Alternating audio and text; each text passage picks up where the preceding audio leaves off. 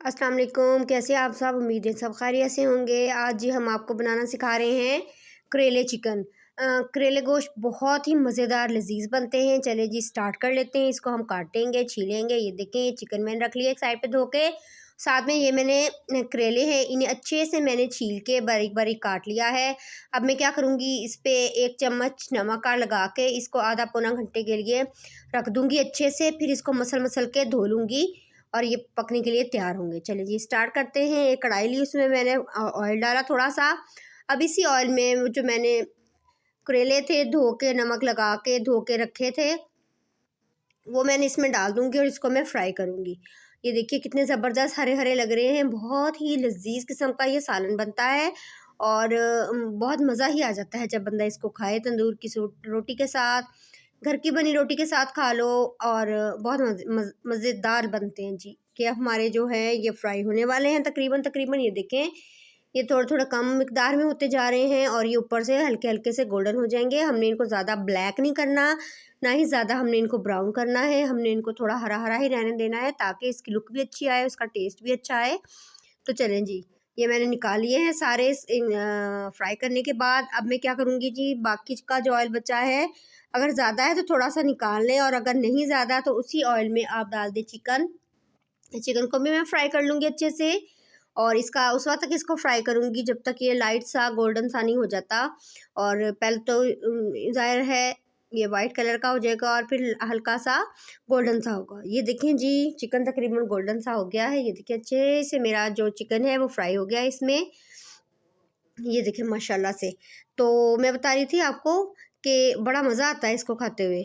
ये देखें, अब मैंने क्या किया, चिकन भी सारा निकाल लिया अलहदा प्लेट में। अब मैंने इसी ऑयल में डाल दिए हैं प्याज। 3 अदद प्याज लिए मैंने, उन्हें स्लाइसिस में काट के और इसमें रख दिया। अब छोटे प्याज थे तो 3 ले लें, बड़े प्याज हों तो 2 ले लें।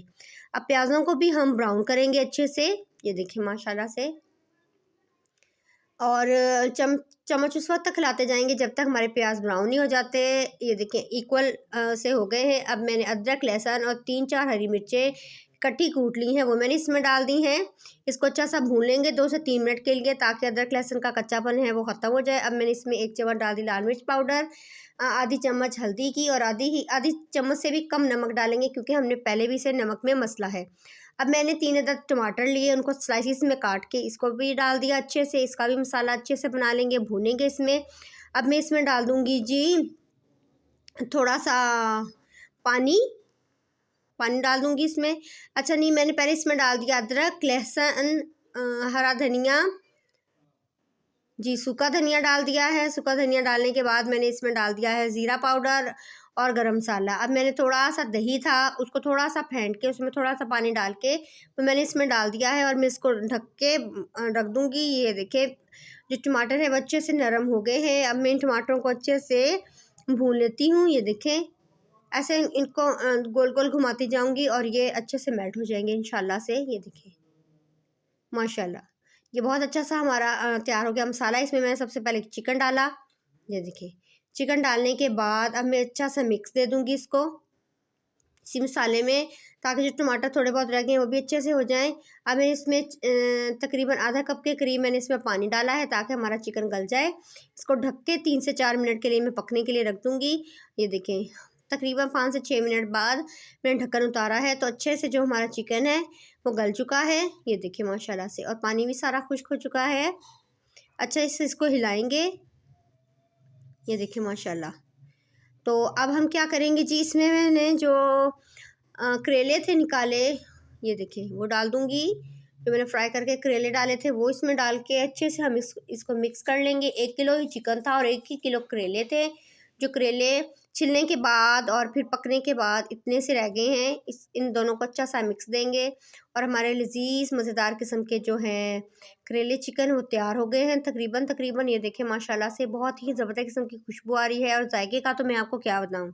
सिर्फ मैंने देखे इसमें चंद सारे डाले हैं और जिससे इसकी बहुत ही ज़्यादा मज़ा आ रहा है इसका। थोड़ा सा इसको दम देंगे 2 मिनट के लिए।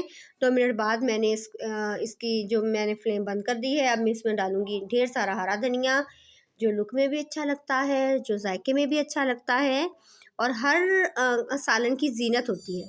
ये देखिए माशाल्लाह से बहुत अच्छा ज़बरदस्त किस्म का हमारा तैयार हो गया है चिकन। और मुझे उम्मीद है आपको मेरी रेसिपी पसंद आई होगी। मुझे दुआओं में याद रखिएगा। ओके जी।